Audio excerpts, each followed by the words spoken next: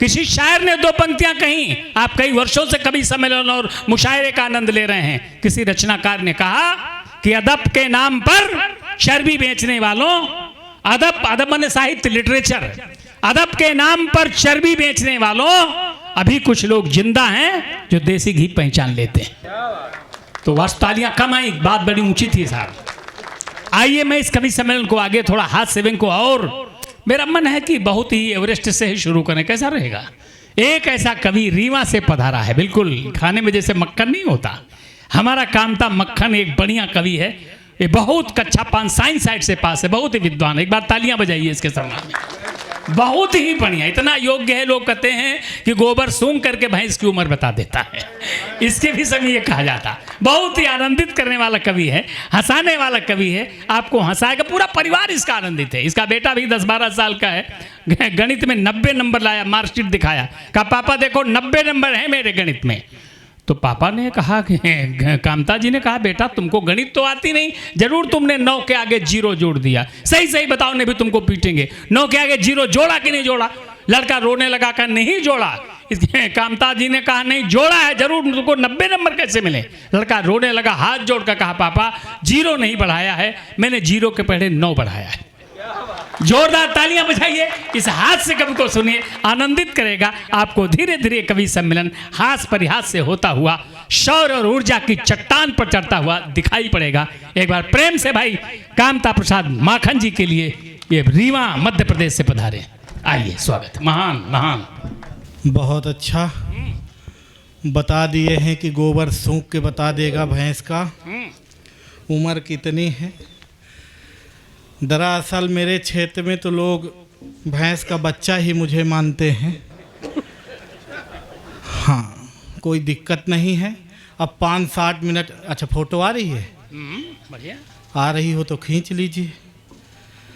इसीलिए तो मैं ये कार्यक्रम आदरणीय अविनाश भैया ने दिन में करवा दिया है, मेरी ही वजह से, नहीं तो ये रात में होने वाला था। हाँ सही सही। हाँ माखन जी एक बात बताएं, हाँ, दहाड़े कोई कार्यक्रम कराना आसान नहीं होता है, ये हो रहा है। हाँ दिन, ये दद्दू का डर था कि रात में ना हो पाएगा, इसलिए दिन दहाड़े ही होगा। कोई दिक्कत नहीं। इस मंच की अध्यक्षता हमारे दादा के अग्निहोत्री जी कर रहे हैं। इस मंच को अब यहाँ से वहाँ तक पहुँचना है, हमको दद्दू तक पहुँचना है, दद्दू को मोक्ष तक पहुँचना है। अब ये मंच 5-7 मिनट के लिए मस्ती के साथ सुनिएगा, आनंद लीजिएगा। मैं हाँ, इस मंच में आदरणीय नर कंकाल हैं, नर उसमें मैं हूँ, कंकाल ये हैं। हाँ, आनंद लीजिएगा। मैं बड़ा सम्मानित आदमी हूँ, तो लगी रहा। हाँ, जब से मैं आया हूँ यहाँ सम्मान इस मंच में चल रहा है। वाह, जब से आया हूँ फूल से, माला से, साल से, श्रीफल से, अब राइफल बस से बचा है, उससे भी अगर आप लोग कर देते तो हम लोग इसी गंगा जी मोक्ष को चले जाते। हाँ, मैं सम्मानित आदमी हूँ भी। मैं दरअसल भैया बहुत टैलेंटेड आदमी हूँ, मेरे अंदर टैलेंट कूट कूट के भरा है। ये अलग बात है कि इतना कूट दिया गया है कि इस तरह हो गया। मेरे अंदर टैलेंट ऐसे, अच्छा सम्मान इसलिए भी है कि मेरा सम्मान होता रहता है हर जगह। एक सज्जन, मेरा सम्मान देखिए दद्दू, कि एक सज्जन सुबह सुबह मेरे घर आए, दरवाजा खटखटाए, दरवाजा खोलते हुए मैंने पूछा फरमाइए, वो मेरे हाथ में चना दिए और बोले पहले खाइए। मैं चना खाते हुए ही पूछा कि सुबह सुबह कहाँ से आ रहे हैं और ये बताइए चना क्यों खिला रहे हैं? वो बोले यही तो बता रहे हैं कि आज शनिवार है। मैंने कहा शनिवार हो, बुधवार हो, रविवार हो, पर आज चना क्यों खिला रहे हैं? वो बोले एक पंडित जी ने मुझसे कहा था कि शनिवार के दिन किसी काले कुत्ते को चना शनिवार के दिन किसी काले कुत्ते को चना खिलाइए और काला कुत्ता मेरे हाथ से चना खाए। ये कुत्ते में कहाँ दम है? सर आप खा लीजिए। आप क्या? तालियां, वाह, बहुत बढ़िया माखन, वाह। और मेरा सम्मान देखिए रद्दू, मैं घर से आगे बढ़ा तो एक ऑटो वाले को हाथ दिया।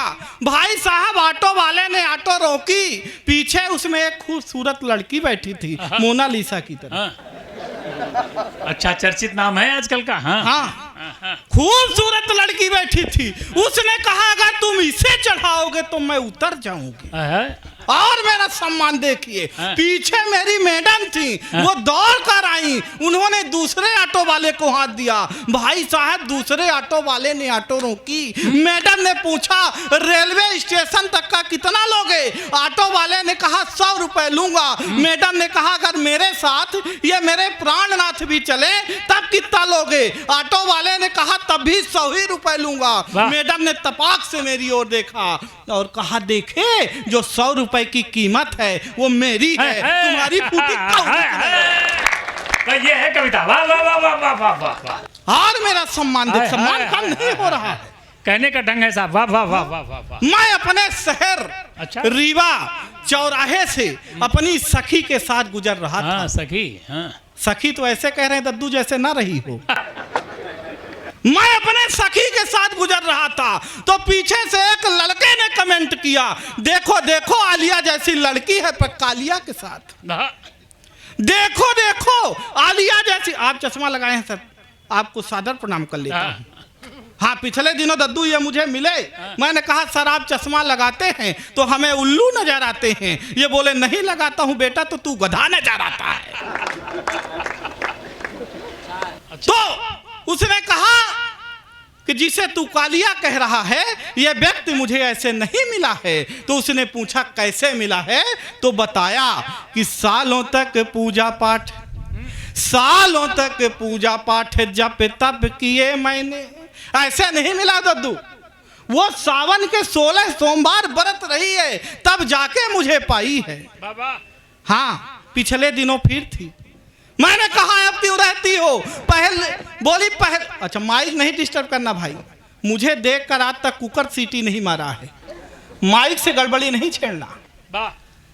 उसने कहा मैं पहले भी रहा करती थी।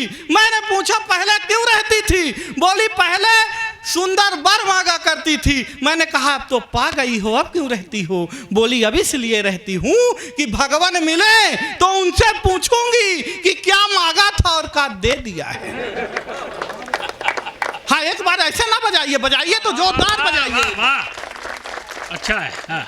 कि सालों तक पूजा पाठ जप तप किए मैंने, सालों तक पूजा पाठ जप तप किए मैंने, तब जाके मेरे लिए प्यार लेके आए हैं। दुनिया की नजरों में लायक ना प्यार मेरा, फिर भी ये मेरे लिए यार लेके आए हैं। बहार लेके आए हैं, फुहार लेके आए हैं, फुहार लेके आए हैं, बहार लेके आए हैं। मेरे लिए हीरो वाला हार लेके आए हैं। और मेरे इस तप का तो यही परिणाम मिला, शनिदेव स्वयं अवतार लेके आए। अच्छा है भाई, वाह वाह वाह वाह। मेरी तरह दिख रहे अगर यहाँ 1-2 पीस भी हों तो कल से अपने आप को शनिदेव ही समझें। नहीं, हंसने की बात नहीं है, तेल चढ़ जाएगा पर हल्दी नहीं लग पाएगी। नहीं, हल्दी लगने में ही बड़ा खतरा है दादा। मेरी तो लगी नहीं पा रही थी। मैं जहां से आया हूं बिंद से, बिंद यानी सफेद शेरों की धरती। वाह। दादा मुझसे मिले तो बोले यार सफेद शेरों की धरती में तुम जैसा भालू कहां से पैदा हो गया? अरे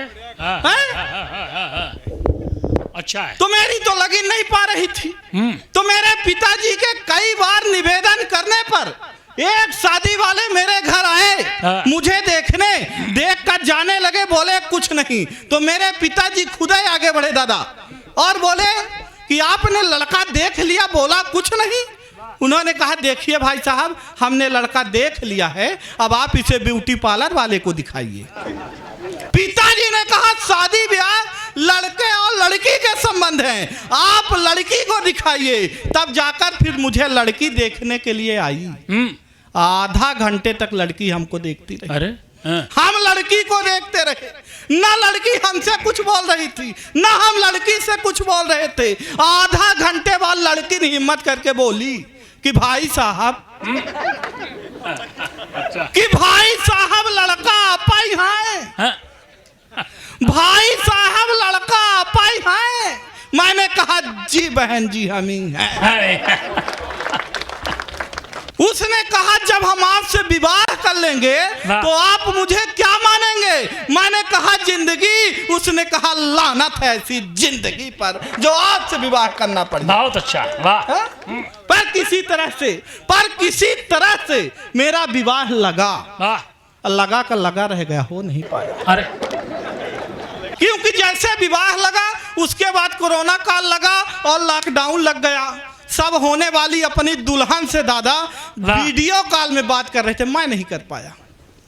मैं अगर कर लेता और वो देख लेती, मामला वहीं समाप्त हो सकता था। तो मैंने उसे बताया कि कहाँ मिलो तो क्या हो सकता है कि फोन में ही की है बात, वाह। फोन में ही की है बात।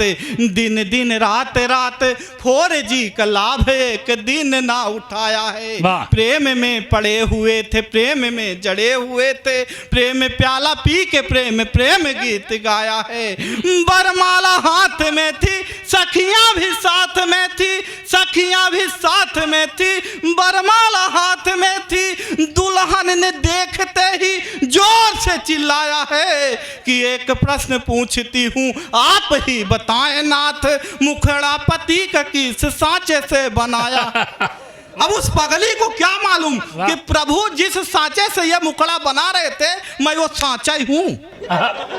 हाँ, मैं यही सांचा लेकर डॉक्टर साहब के पास पहुंचा। मैंने कहा डॉक्टर साहब इस सांचे में भी कुछ हो सकता है? बोले बिल्कुल हो सकता है। मैंने कहा क्या? बोले प्लास्टिक सर्जरी। मैंने कहा कितने में? बोले 5 लाख में। मैंने कहा उससे कम में? बोले बिल्कुल नहीं। मैंने कहा अगर प्लास्टिक मैं अपने घर से दे दूं तो?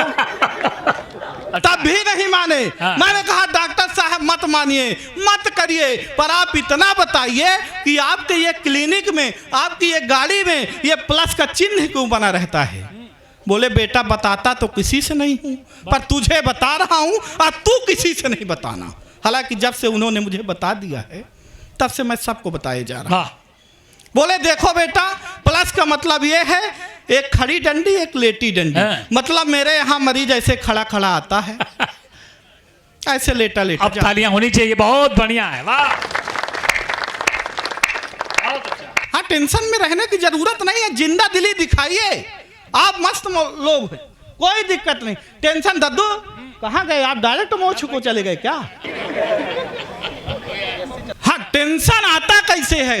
कहाँ कौन सा टेंशन आ जाए कोई नहीं जानता।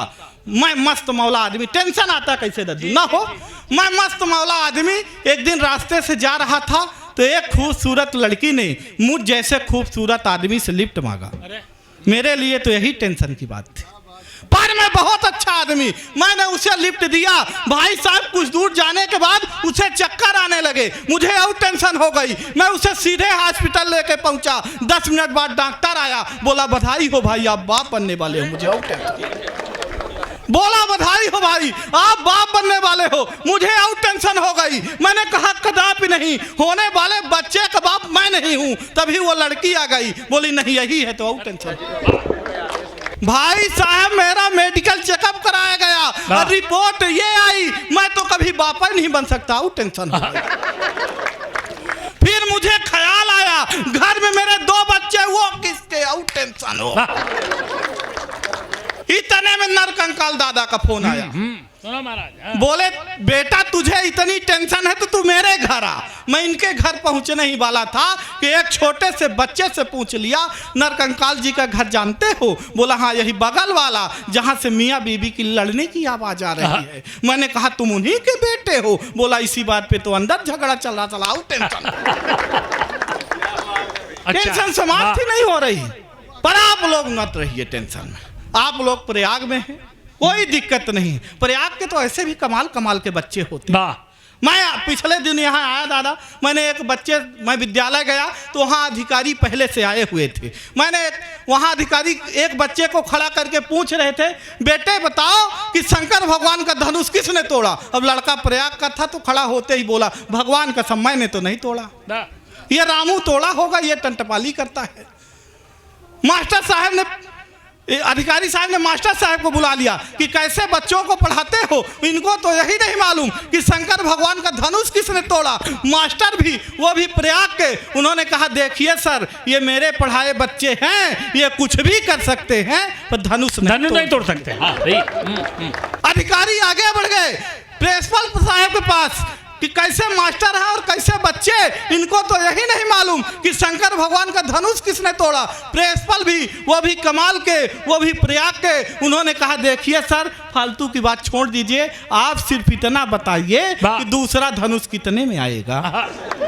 कमाल के बच्चे हैं, कमाल के लोग हैं। एक दिन मास्टर साहब ने पूछ लिया, बेटा ये बताओ तीसरी आंख और तांडव किसे कहते हैं। आप प्रयाग का बच्चा था, वो खड़ा होकर के बोला देखिए सर, आज आप घर जाइए और गुरु माता जी को कहिए कि आज खाना बाहर खाया जाएगा। अब आप बाहर निकल जाइए और अपना फोन बंद कर लीजिए, 3 घंटे बाद वापस घर जाइए और फिर माता जी से पूछिए कि क्या खाना बनाई हो। फिर जो नेत्र खुलेगी उसे तीसरी नेत्र कहते हैं, और जो घर पर होगा उसी को तांडव कहते हैं। कमाल के बच्चे। हमारे 5-7 लोगों के बीच में 2 हमारी बहनें हैं, बिल्कुल मतलब ये समझती हैं कि जो 8-10 लोग ये मिलके कर सकते हैं, ये 2 कर सकते हैं। इसका अर्थ है हाँ, बेटियों का बड़ा क्रेज है। सरकार भी हम लोगों को हल्के में ले रही है। हर जगह आप लिखा पाएंगे बेटी बचाओ और बेटी पढ़ाओ, दीवार के पीछे तक नहीं लिख रहे कि एक बार बेटे बचाओ। बेटे इसी नर्मदा नदी से, गंगा नदी से बह के आए, इनको कूड़े में फेंक दो, इनका कहीं सम्मान नहीं है। लेकिन क्यों नहीं है ये मैं बताऊंगा कि बेटियों का क्रेज यार, बेटियों का क्रेज यार एकाएक बढ़ गया है। बेटे तो एक साथ चूल्हे में जा रहे, बेटे तो माता पिता की नाक कान काटते हैं, बेटियों को घर की यार लक्ष्मी बता रहे। बेटी को पढ़ाओ यार, बेटी को बचाओ यार, नेताजी भी आज बेटी बेटी गुण गा रहे। मैं मानता हूँ बेटियाँ कि गोल्ड मेडल ला रही, पर बेटे भी यार गोल्ड फ्लैग लेके बेटे भी कुछ ना कुछ कर रहे हैं। बेटियों का सम्मान होना चाहिए पर बेटों का भी सम्मान होना चाहिए। पर आज का ये दौर किधर जा रहा है। मैं उन लोगों से, उन फिल्म दुनिया वालों से कहना चाहता हूं कि अगर एक साथ परिवार बैठकर हम कोई फिल्म न देख पाए तो ऐसी फिल्म मत बनाइए। ऐसा बड़ा भारत बनाने की कोई जरूरत नहीं। तब कहना चाहता हूं कि तुम भारत को भारत रहने दो, तुम भारत को भारत रहने दो, न इसे एडवांस करो जी। तुम भारत को भारत रहने दो, न इसे एडवांस करो जी। तुम सिर्फ भारत के संस्कार बचाओ, न लुंगी डांस करो जी। शीला की ये भरी जवानी जान रहे हो तुम, ओए ओए ओए हनी सिंह पहचान रहे हो तुम। ये 2-4 बाटल के चक्कर में बस वही होता है। यही तमाशा देख के घर का हर बच्चा यूं खोता है। भारत को न चीन, न जापान, न ये फ्रांस करो तुम सिर्फ भारत के संस्कार बचाओ। न लुंगी डांस करो तुम, न लुंगी डांस करो तुम, न लुंगी डांस।